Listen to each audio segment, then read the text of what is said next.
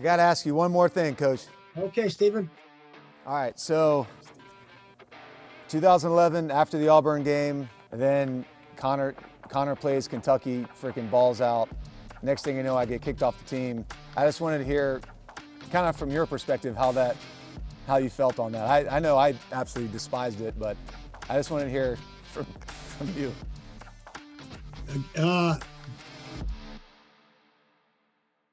All right, well, we're kicking off the Tailgate Talks with DeMarco and Garcia podcast here, and we are joined by one of our favorite people, and probably one of the most everybody's favorite person here For sure. in South Carolina Gamecock history, and that's the HBC, Coach Spurrier. Appreciate you joining us today. Okay, Patrick and Stephen, good to be with you guys.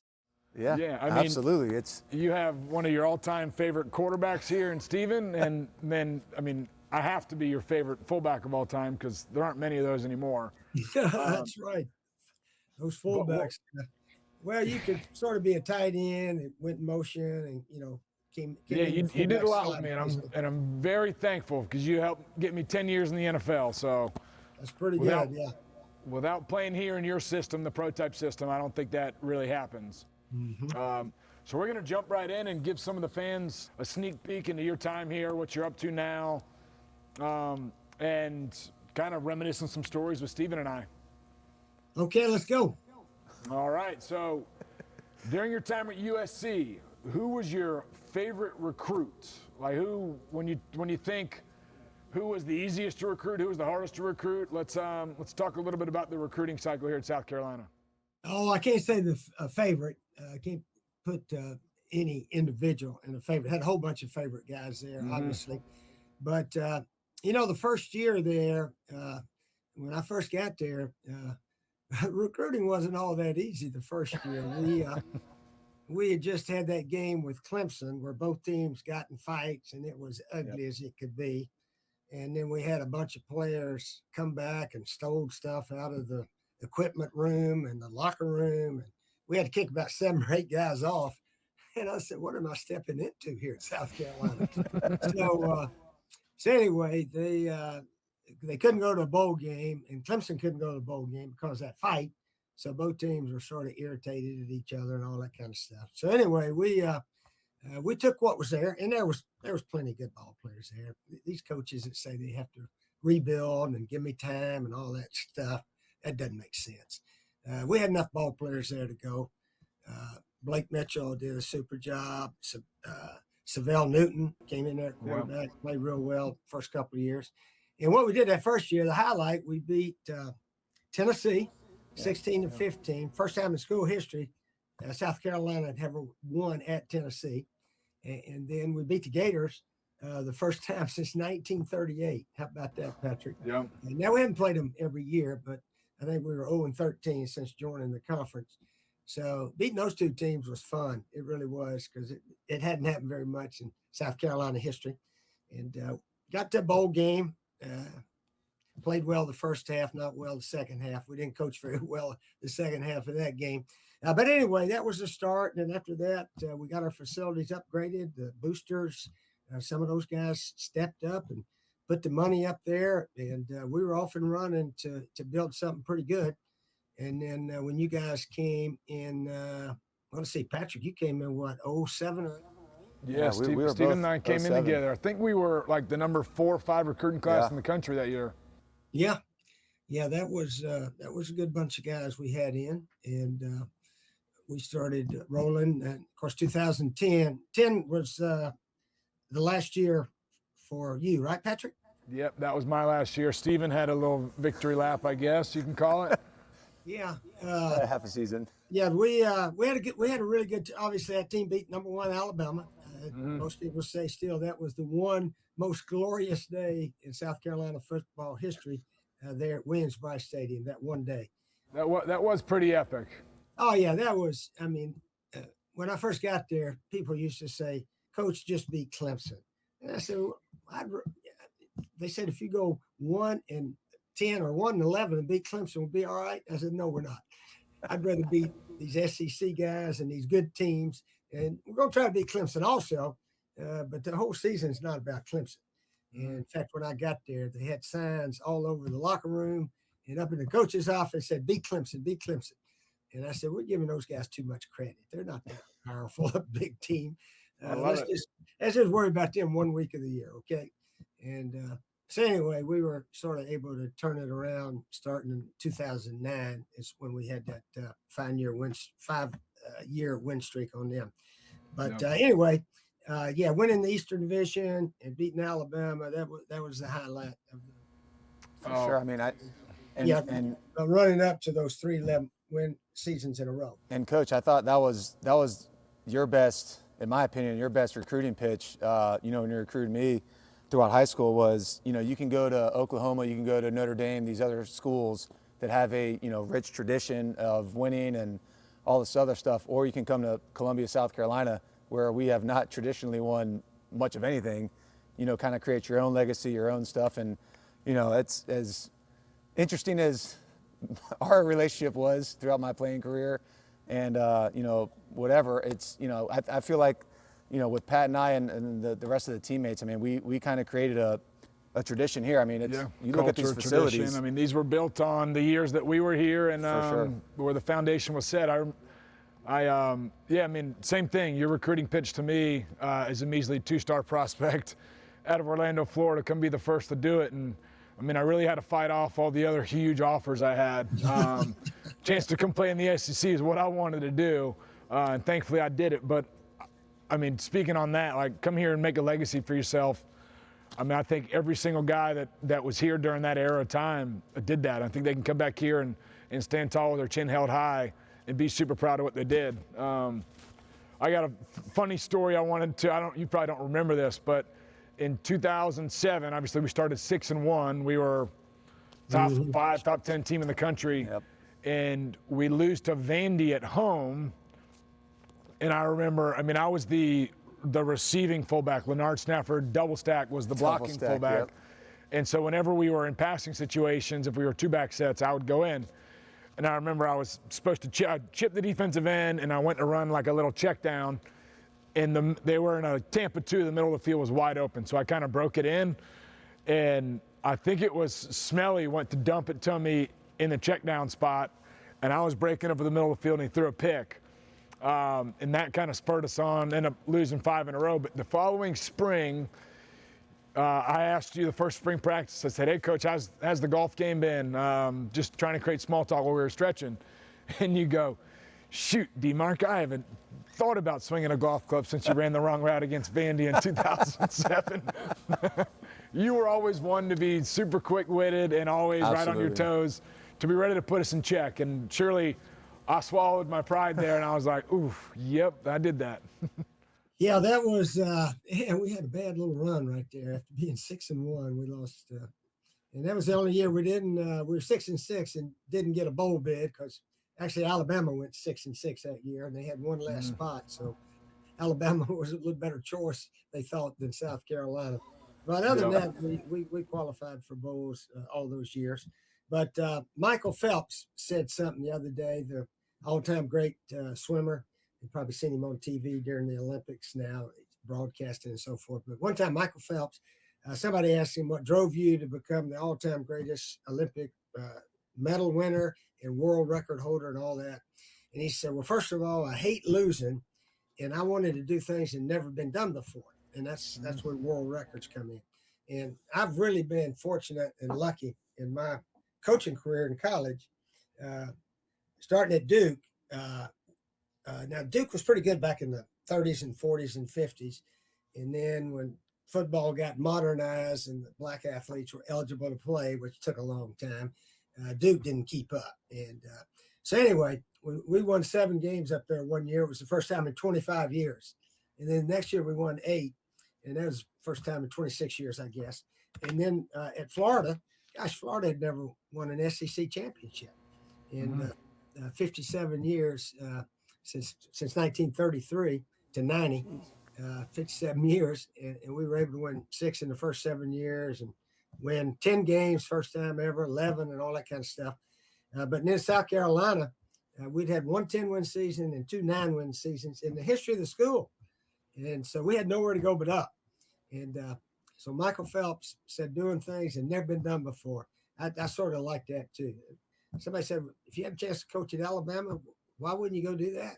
I said, there's nothing new to happen there. They've already gone undefeated. They've already won all you can win. So you just win in another one. All those championships Nick Saban won was basically another one because Bear Bryant had done just about the same thing.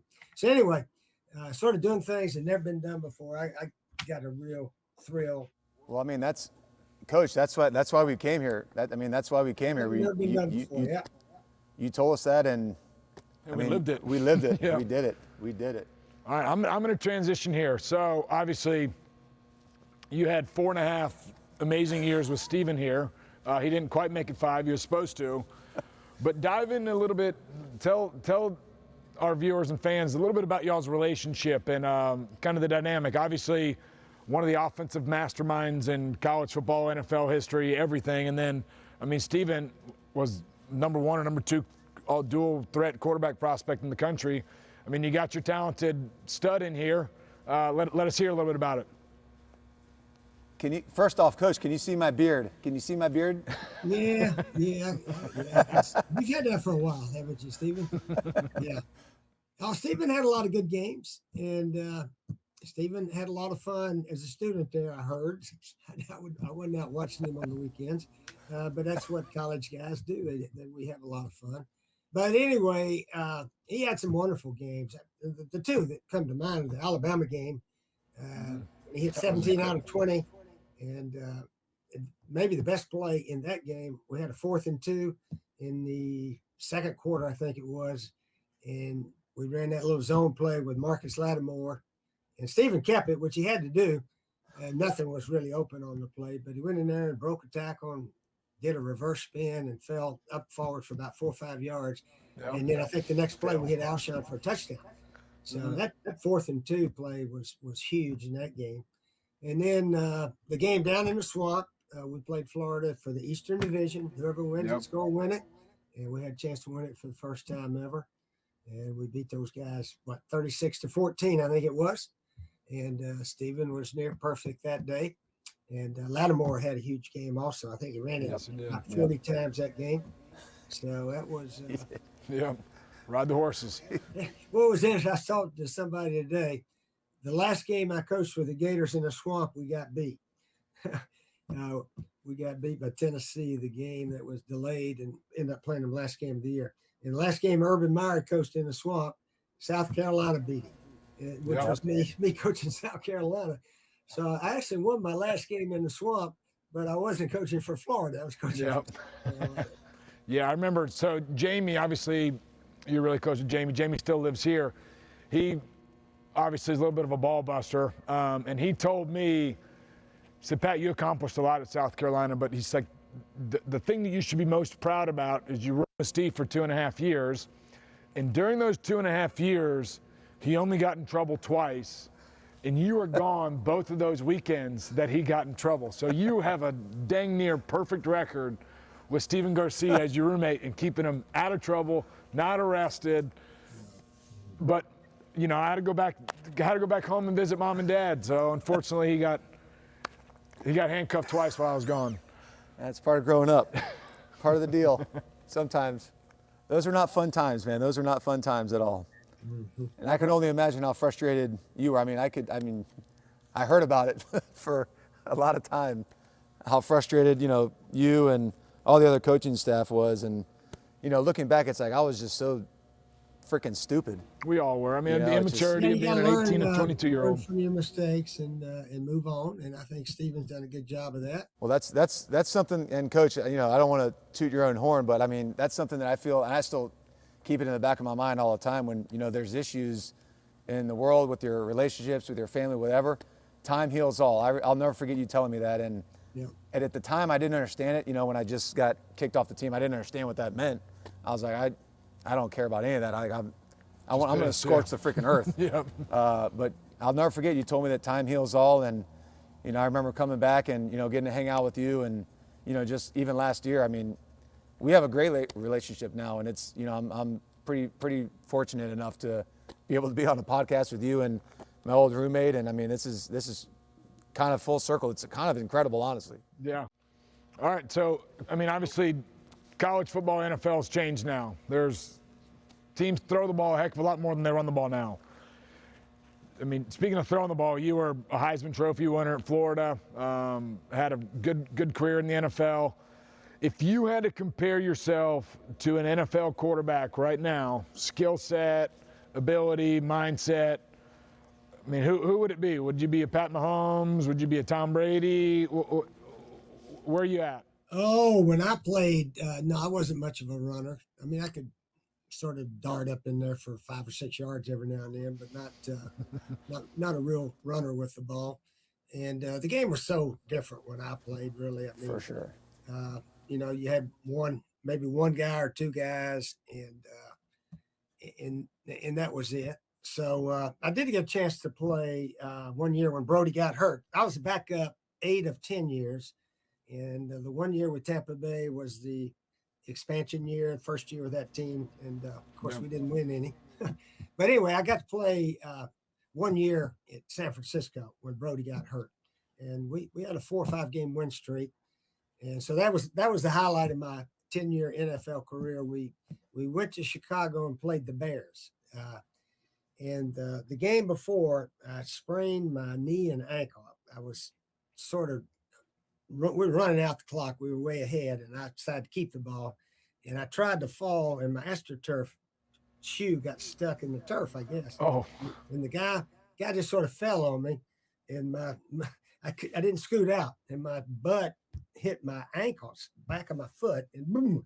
And I had no feeling in my leg a minute, so I sprained my knee real good and my ankle. It was right in front of our bench, so I got off the field, sort of grabbed on the guy, said, "Get me off here." So all week I didn't practice a snap. Took ice on the knee, ice on the ankle. So we fly to Chicago. I hadn't took a snap in practice. And we get up there, and we actually flew in Friday night. So Saturday we went to the stadium there where the Bears played, the old Memorial Stadium, AstroTurf, and so forth there. And I went out and warmed out and told Coach Nolan, I said, "Coach, I can play. I'm all right. I can drop back. I can throw. I can run around here a little bit." I was okay. He said, "Okay, you're playing tomorrow." So it's his best game of my life. I didn't practice all week, threw 5 touchdown passes against the Chicago Bears. And we actually flew from there down to Dallas and played Dallas on Thanksgiving. And we ended up beating the Cowboys at their place down there. Wow. And so that was my best, about 6 days of pro football. That was my highlight 6 days right there. Hey, Coach has a very short memory, clearly. Yeah, totally. You He remember doesn't freaking everything. That's unbelievable. Unbelievable. All right, I'm going to pivot here and talk about my in-home visit. You probably don't remember it because over there, I was as low as you could possibly go, probably on the totem pole. But when you came to the house there in Altamont Springs and visited me and my parents, my dad, my dad, he went to Florida and obviously a huge Gator fan. And you were telling Gator, Duke football stories around the dinner table, and Dad was grilling steaks, but Dad was let the steaks go and he was listening to stories. And I remember your back was to my mom, but my mom came in through the hallway and looked at my dad and goes, "Mitch, the steaks are on fire." And out on the patio, the grill is like engulfed in flames and the steaks are completely getting charred like crazy. So Dad has to get up, go on the back patio and fix the steaks while you're still telling me stories. And I'm trying to create conversation, hopefully we don't screw the scholarship offer up. But you go on and Dad cut some of the char off the steak and you went on and you cut it up and you put it on your salad and you look at my dad and he goes, "Mitch, this is the best damn steak I ever had." And my dad was like, the biggest sigh of relief he ever had in his life. Yeah. But I do remember that night, Patrick, I'm sure you remember too. I said, "Now, Patrick, if we offer you a scholarship, which we're probably going to do, and then Florida decides, well, everybody's offering this kid DeMarco, maybe we ought to also, would you change and go to Florida?" Mm-hmm. And you looked at me and you said, "Coach, if you offer me a scholarship, I'm coming to South Carolina." Yeah. You remember saying that, don't you? I do, yeah. I think we were actually upstairs in our house. We had just finished watching tape. Yeah. So that closed the deal right there. That was a fun moment. it didn't take much. Chance to come play under you, somebody that used the fullback, used the tight end, kind of understand the grittiness. And obviously, with both my parents going to Florida, my grandparents living in Gainesville, it was a no-brainer for me to come play under one of the best to ever do it. So appreciate you taking me in and the experience we had. Let's talk about this now. In 2009, we came off a 7-6 season, I believe, and you wanted to change up the off-season workouts. So we had like a jiu-jitsu. Yep. We had different things that we implemented, but probably the hardest thing that you implemented was Jerry's jazzercise. Do you remember when Miss Jerry would come in the weight room and put us through like a little 15-minute jazzercise cardio workout?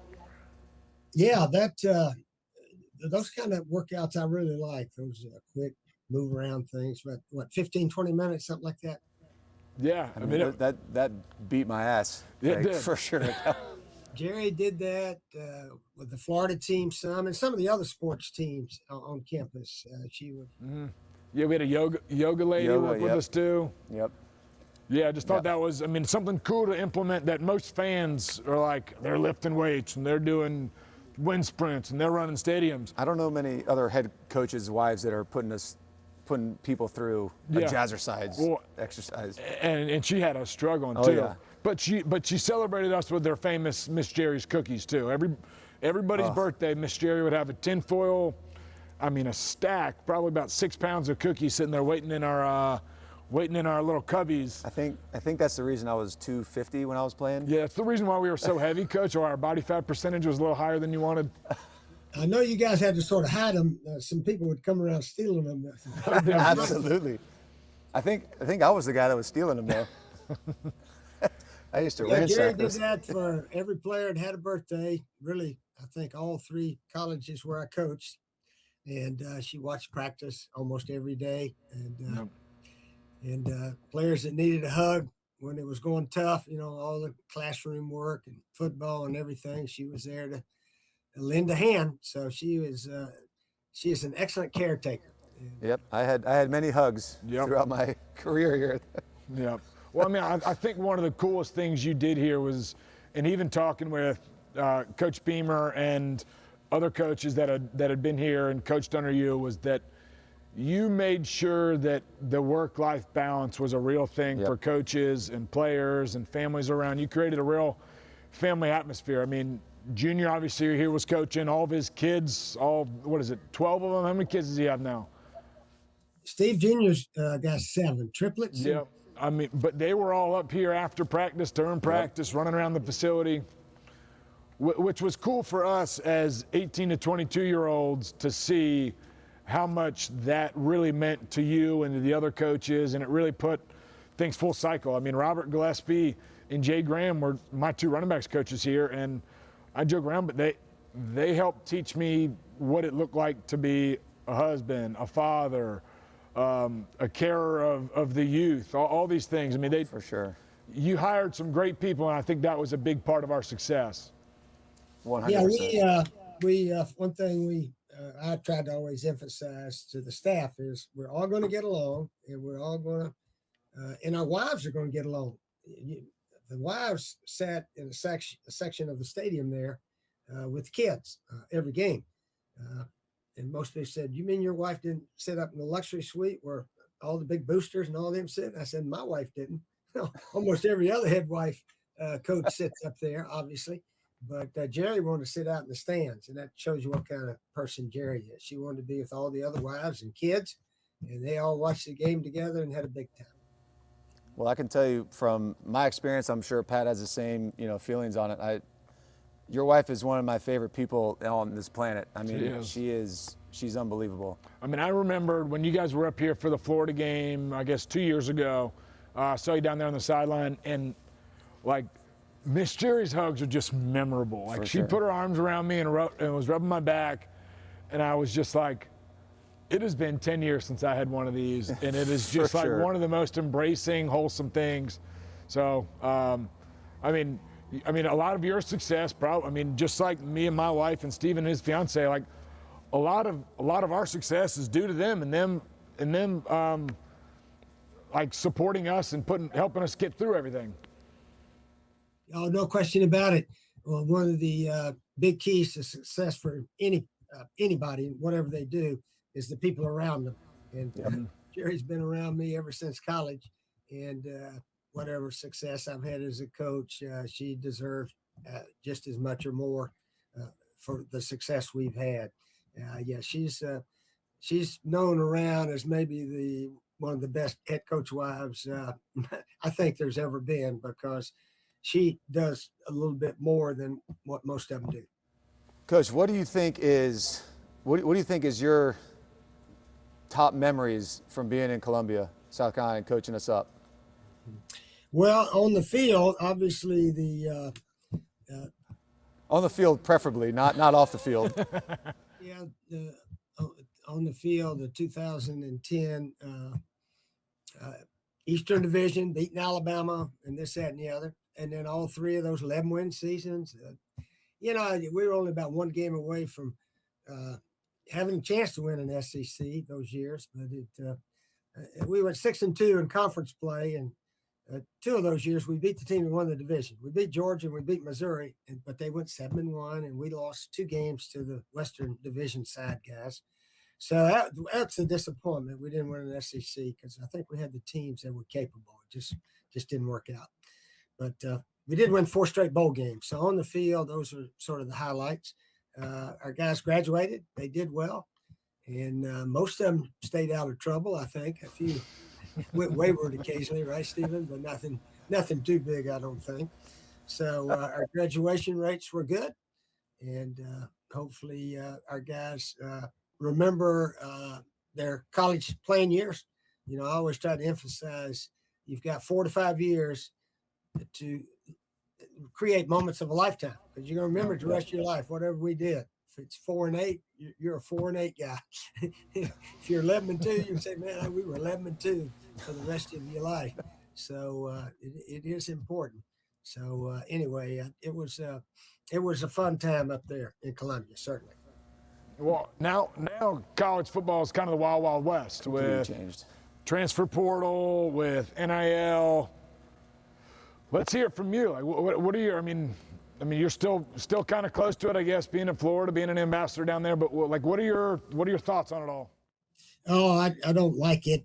I'm glad I'm not coaching right now in all of this. But if we were coaching this day and age, you do it like everybody else is doing it. You got to have your big money guys, and they've got to be willing to pay the going rate, whatever it is. And then you got to balance it to where the team understands, hey, maybe this guy's getting $1 million and I'm only getting 50,000. Yeah. If he's not worth $1 million and you're worth more than 50,000, you're not going to be very happy, I don't think. Yeah, so anyway, I don't know. You got to balance it. And I've said many times, I think Georgia, Kirby Smart in Georgia, probably balanced all of that better than most teams. And I guess Alabama probably balanced it pretty well also. But it's just part of the game now. So you got to. Yeah, it's almost like, obviously you have recruiting and that type of staff, but I've even seen some of these schools now have a GM for their college football programs and putting a roster together and allocating a salary cap type deal. So it is, it's a heck of a lot different. Your sales pitch to Stephen and I would be a lot different. Yeah, you're opening up your wallet or somebody's opening up their wallet, and like the legacy piece is different at that point. Yeah, for sure. Yeah, but not only that though, but after 1 year, you guys may say, you know what, this team over here, coach, is offering me about 100,000 more than what I'm getting here. That's what they see do. It every year. They come to the coach, say, by the way, I got a chance to make 200 or something like this. And my son Steve Jr., when he was at Mississippi State, one of their good receivers, came to him and said, Coach, Georgia's offered me 400,000 to come play. And he said, well, the best we can do is like 100, I think it was back then. And he said, well, I got to go then. He said, yeah, you got to go. So he went to Georgia. But that's sort of the way the game is nowadays. For sure. You got to recruit your same recruits that you've recruited in high school. You got to recruit them every year. They have a breakout year. Somebody offers them $1 million. Okay, you're gonna tell a kid not to take $1 million? Yeah, it's imagine if we had $1 million at 18 years old. That would not have been good for you. I would have actually thoroughly enjoyed it, but I probably wouldn't be alive. Yeah, it's.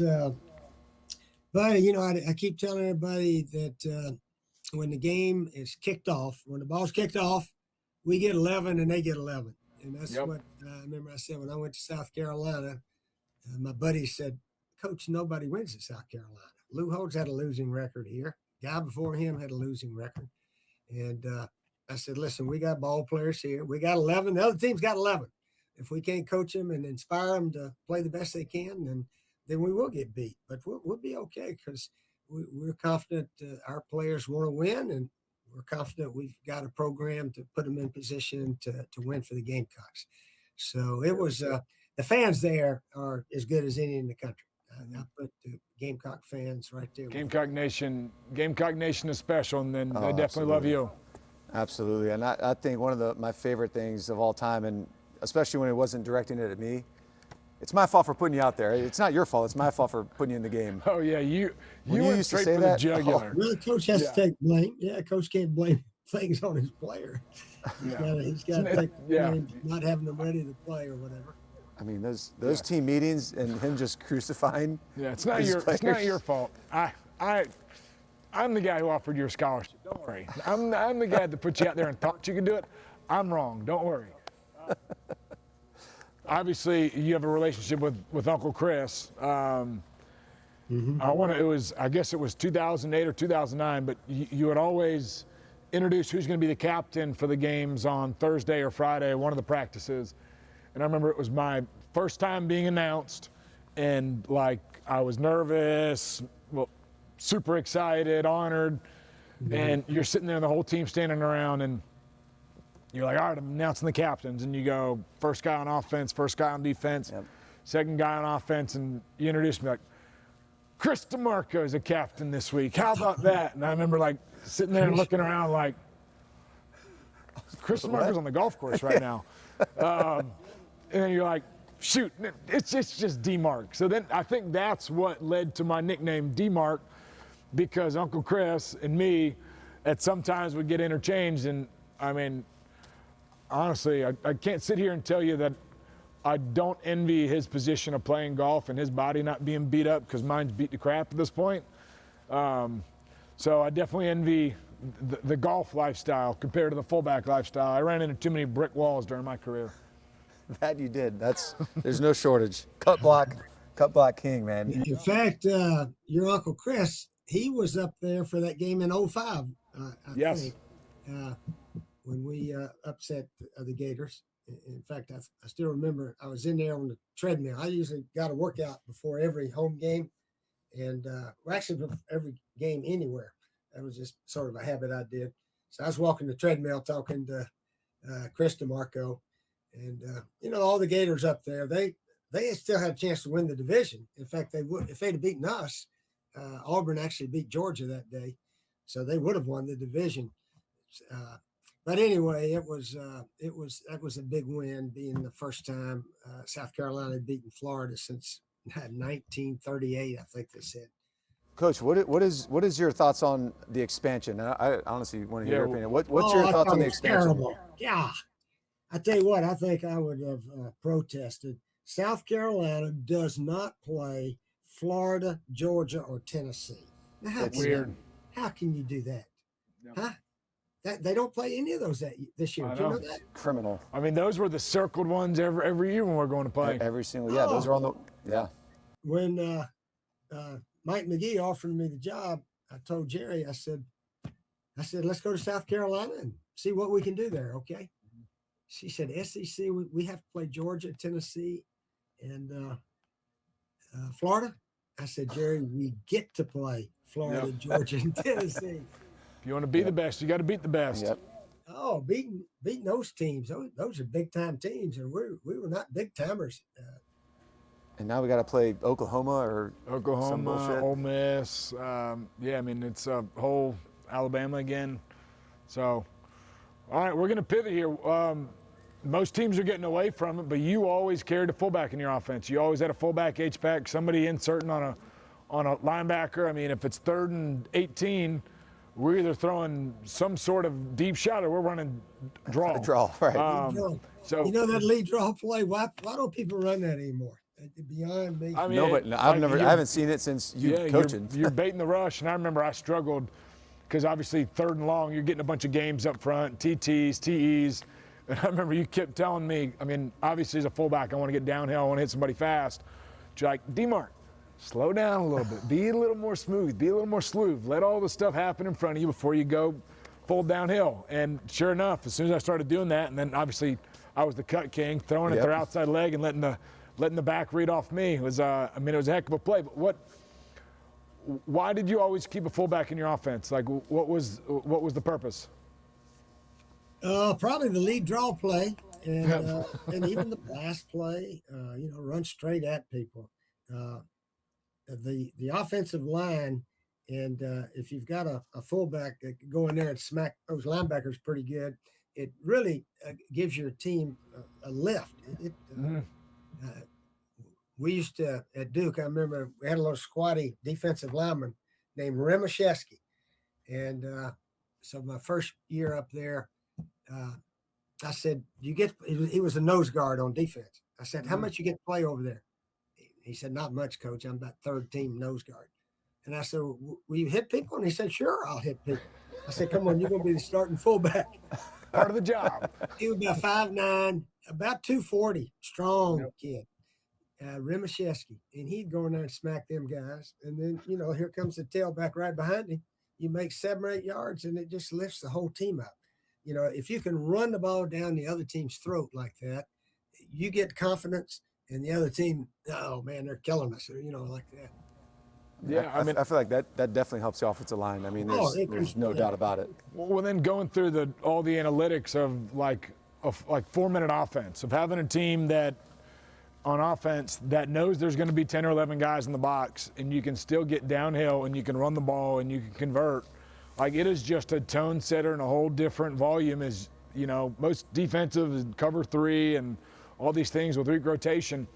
There's a free hitter in the box almost every single play, and the heck with him. You got a good running back. You got a quarterback that can read it. Like, being able to dial up stuff to make a one-on-one matchup with one of your skill players. And I feel like that's what he would always say is like, all right, you got an extra guy, make a miss. I still hear that in my brain. Yep. You got to make a miss. Yep. Make one miss. I'm going to go back and kind of divert here, but on my official visit, I remember we were upstairs just outside of the old team meeting room. That's where we did kind of the ceremony, and we had highlights, and we did the dinner. And I remember you sitting there, and Blake Mitchell was in the room, and you were like, we got a quarterback returning from last year, Blake. He's like, he did pretty good. He did some good things for us. And you said the best thing, and I remember this, the best thing that he did was he understood that number 4 on our team was the best player on the field. And he always found a way to throw the ball to Sidney Rice. Yep. And sure enough, Sidney went on to have a great NFL career, but that always sticks with me. Yeah, he Blake played very well for us that first year. And Savell Newton, remember Savell came in here, and Savell ran for a touchdown, threw a touchdown pass, and caught a touchdown pass in one game. Wow. I think it was against Vandy in 05 or 6 there. Might have been 05. But Savell, yeah, he was a good player also. Old Savell. I'm sure he'd appreciate you saying that. Yeah. For sure. Yeah. I hadn't heard from him in a while. I used to get a call from him a few years back. Savell, I think, is a head high school football coach now here in Columbia, and he's got a gym here. Savell's, he's around. He's still busy and supporting the Gamecocks. Yeah. All right, so kind of the next thing, and this is, Stephen had a mid-season exit, but that was kind of against his will. Self-inflicted. Yeah, and if you want to talk about it a little bit into 2015 when you decided to step away and give Coach Elliott a chance, if you want to dive in and talk about that at all, I think the fans would like to hear. I don't mind saying what happened briefly. I made some mistakes probably with our coaching staff. I brought a guy in, kept some guys, changed of authority and this, that, and the other. And amazingly, Patrick and Stephen, you guys know we had a chapel service the night before every game, and almost the whole team would go. Wasn't any big deal. Our chaplain, Adrian Dupree, Adrian and Bullet. Yep. we had talk about 20 minutes or so, and everybody, 90% of all the guys. It wasn't mandatory, but 90% of all the guys would go. Mm-hmm. And then all of a sudden, in 2015, nobody started coming. I mean, 5 or 6 guys. Wow. And I actually asked the team, I said, I don't think it's too much to ask you guys to come in there for 20, 30 minutes, no more than that, night before the game. We've done this for 10 years I've been here. Never had any problem. Adrian's been the chaplain. Well, they still did not want to come. They would not come. I said, these guys don't listen to me. And they didn't. They didn't listen to me. And the attitude on the team sort of stunk. And I was the head coach. I'm to blame. I should have been the one to blame. So I said, maybe I'll get out of the way. Sort of like Joe Biden. I get out of the way and let an assistant see if an assistant can carry the load. And then maybe if he does well, if he turns the attitude around, Sean Elliott, maybe he can be the head coach and keep a bunch of the guys. Because I was gone after I could just hang out on the sideline. I'd made up my mind. I'm not even going to try to call plays. They don't. This bunch don't listen to me, and that's my fault. It's not their fault. You got to demand that they listen to you. So I just thought I'll get out now. If Elliott can come in and win some games, he'll keep maybe 4 or 5 of these guys, bring in some new guys, and go from there. So that was my plan, and I don't like the way it ended up, but at the time I thought that was the best way to do it. Simple as that. Well, Coach, I wish you had that attitude in 2011. Trying to coach a team that absolutely, I had lost their attention. Simple as that. Yeah. Well, I remember in Athens, Georgia. I'm sure you remember this. In 2011, we're up there, and I had my long hair and my beard or whatever, and you brought me in before the game, upstairs into your hotel room with Dr. Guy, and I forgot the other person, but you were like, why can't I get my quarterback to shave his beard? He won't shave his beard. And I was like, Coach, I look like a freaking whale when I shave my face. And you were like, no, you don't look fat. I was like, I look like a moron. And I said, I'm not shaving. And you were like, no, you're shaving. I was like, Coach, I'm not shaving my face. We're about to play Georgia in 2 hours. Like, I'm not shaving. He goes, all right, let me make this very simple. If you don't shave your face, you're not playing. I was like, well, where's the razor then? Jay, like, come on, geez Louise. So we ended up winning. Steven, I don't remember. After the game, after the game, anybody that had to shave. Because after the game, we beat him, and he's like, you know why you won, right? And I was like, why? Because Melvin scored 2 special teams touchdowns? Yeah. No, because you shaved your face. I'm like, all right. I'll never forget that. Yeah, I might have suggested that. I don't think I might have suggested it. I remember that vividly. I remember, Coach, man. It's funny. Having Memphis, he's 16 now, and it's exhausting dealing with teenagers, and obviously and I tell these kids that I'm training right now, and I tell my own kids, it's like my biggest regret at South Carolina was not all the trouble that I got into. It was me just being hard-headed and generally just not listening to you. Like I feel like I'd still be playing in the freaking NFL if I would have just shaved my beard, cut my hair, wore like golf slacks, wore a collared shirt. Like I was extremely hard-headed, and that's one thing I regret. But that's not you, and that's not like it's not. And as much, not trouble, but as much stuff that went through. I mean, I was your roommate for 2.5 years. You didn't listen to me either. But I think the coolest part, and actually I joke around with Connor about this still, is like, dude, you were the glue that made the team go. Like, you were the one that, as much as Coach wouldn't want to hear, but you were the ones planning the party, and you were the one coordinating all of us getting together. But it wasn't always going out and partying. It was going to the pool. It was playing volleyball. It was going bowling. It was like you were the nucleus in the gel that made offense and defense not hate each other. Right. Like, we came together at some of our parties that were freaking awesome, and we all kind of blended together. And we worked hard Monday to Saturday, but we also partied pretty hard, Coach. And I'm sure you could. I'm sure you know that. Yeah, most college guys do, but probably not as much as they did in past years. Most teams are a little more civil, but well, I mean, everybody's got camera phones and Snapchat, Instagram. I mean, you can't do anything. I mean, speaking of partying, I mean, there was a picture that was circulating a while back of you. I think it was at the Daytona 500. You might remember. This was probably 2011, 12, 13. And maybe we can dig it up somehow and we can show it, but you were double fisting. And Stephen and I were very proud to see that picture.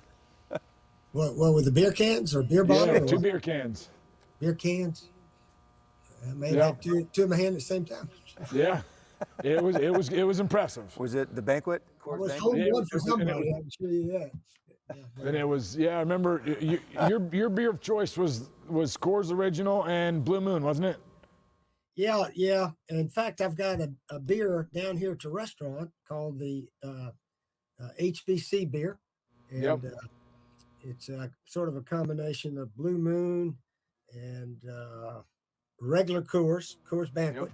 It's sort of a combination of those two. So if you like those two, come down here and get you a HBC beer.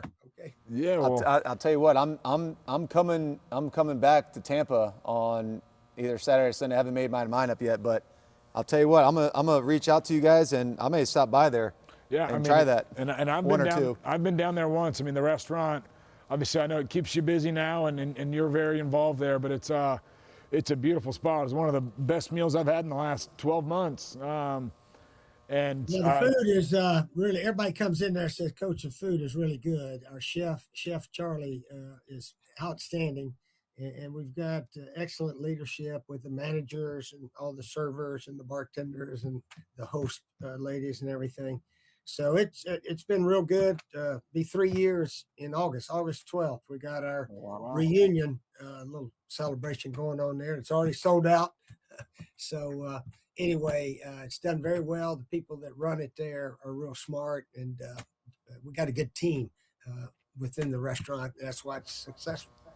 And that's kind of the theme that he's been talking about, just having a team and having the people proper around you, Jerry. I mean, everybody around you. Yep. I know, but I mean, I'll tell you what would be a huge hit is the Spurriers in Columbia, South Carolina. I think it would absolutely kill it, and be something that me and my family would definitely go to, and I bet majority of the people watching this show would love it as well. We definitely want to get Don Staley involved with it if we do this for sure up there, and it would be very successful with Don Staley's name on it. I know that. Yep. Well, let's close it up with this. I mean, we went from being football players, 2 of your probably favorite, not even a question about it. But now we're doing media. I mean, I think the last time Steven asked you a question was at SEC Media Days. Were you wearing a sombrero at that point, or? I don't know if I was wearing a sombrero. Not a sombrero? No, I think I just had the long hair, and I was like 280 pounds. Okay. I was a moose. So, that media put some weight on you. Yeah, but Coach, we're very grateful for your relationships and your guidance of us when we were young knuckleheads up until now, and not to mention our friendship now, and you being able to hop on this show and reminisce with us. And this is not the last time. What's the best home game up there this year? The Gamecocks play, since they don't play Florida, Georgia, or Tennessee. I think Ole Miss. Yeah, we play LSU comes here week 3, I believe. Ole Miss is coming here. Clemson's the only rival. That's the only rivalry type game on the whole schedule, probably. Yeah. All those teams from the West. Yeah, Missouri plays here. That'll be a good game. Missouri. That's a later one. That's actually, did we just find our 4th for the Letterman's Golf Tournament? Let's go. Coach, let's play some golf. We have the annual Letterman's Golf Tournament, the USC Letterman's Golf Tournament, which I believe you're an honorary Letterman. It's me, awesome. Steven. What's the date of that game? It's a later one. I want to say it's like week 10. So it's perfect. A late October, early November game. But, I mean, Steven and I can whack it far, and I'm sure you still got the putter game going. We'd be a heck of a team. I'm a good short game putter. No. But anyway, that'd be awesome. I am going, by the way, I'm going up to Duke this year. I think it's October 26th. We're having the 35th reunion of our 1989 Duke University football champion team, ACC champ team.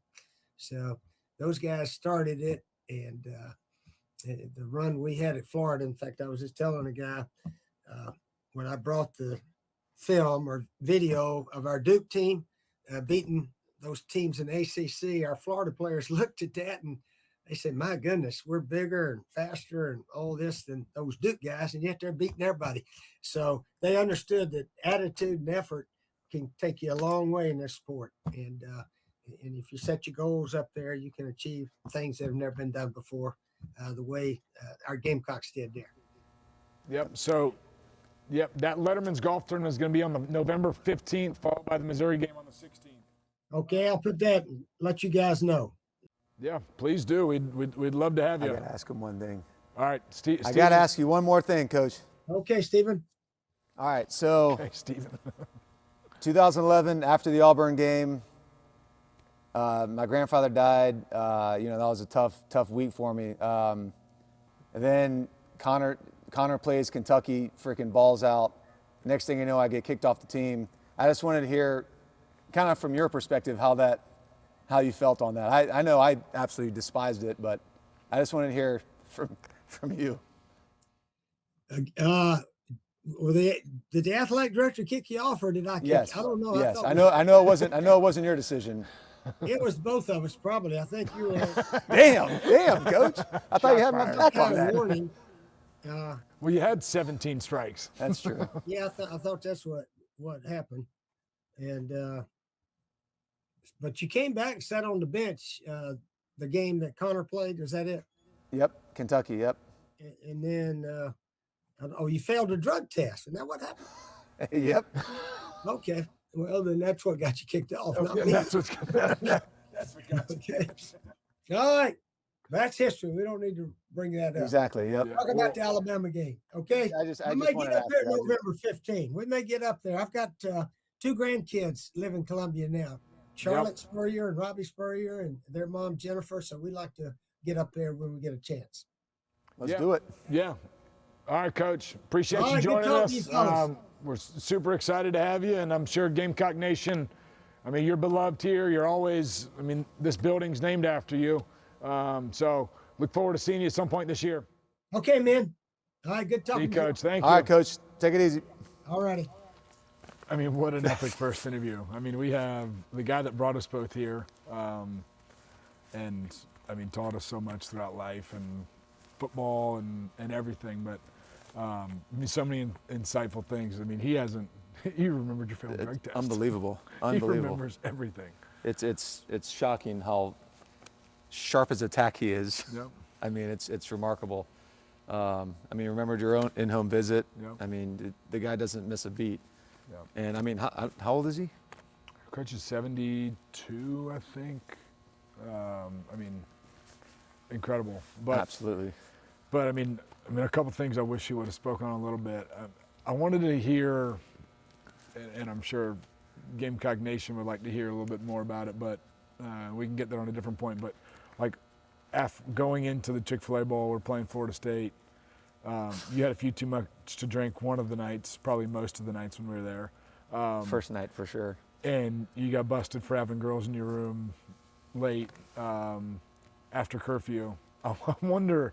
I wish I was a fly on the wall in Coach Spurrier's room when they broke the news to him. And who do you think did it? You think it was Fitz? It had to be Joe Fitz. Connolly? It had to be Fitz. That was probably the worst morning I've ever had. When he woke me and Cliff up, and we're on the treadmill on a complete incline like this, and we're having him sprint in 15-second intervals. Meanwhile, this is in Atlanta, so there's other people that are working out in the hotel gym. Yes, in the hotel gym. And I told Coach Fitz, I was like, I'm done. I'm not doing this anymore. I'm done. Don't play me. I'm quitting football. I'm done with this shit. And I don't care. I'm still pissed off about it. And Cliff's over there like, come on, G, come on, just fight through it. And Fitz ripped his ass. And I was like, I can't do this anymore. But yeah, that was a tough deal. Yeah. Cliff ruined that. Oh, he wanted to go get ice, didn't he? Yeah. Get the ice for the bourbon. What a moron. But I'm sure my wife loves hearing the girls in the hotel stories. Well, it's okay. I love you, Masha.